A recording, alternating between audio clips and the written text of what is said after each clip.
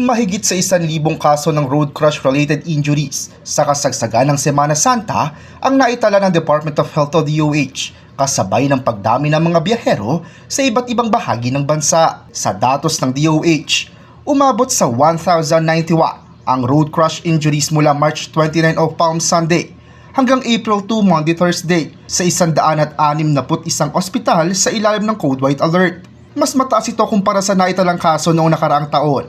Bagaman iniuugnay din ang pagtaas sa mas maayos na reporting system ng mga ospital.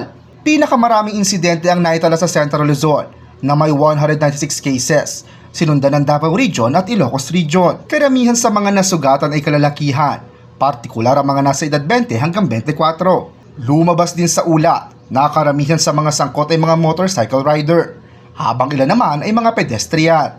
Kabilang sa karaniwang tinamong pinsala ang gasgas, sugat, pasa at bali. Ipinakita rin ng datos na marami sa mga nasangkot sa aksidente ang walang suot na safety gear, habang may ilan ding may impluwensya ng alak nang mangyari ang insidente. Ayon sa DOH, nagsisilbing paalala ang mga bilang na ito sa publiko na pairali ng disiplina at pag-iingat sa kalsada, lalo na sa pag-uwi ng mga biyahero matapos ang Semana Santa upang maiwasan ang mga disgrasya.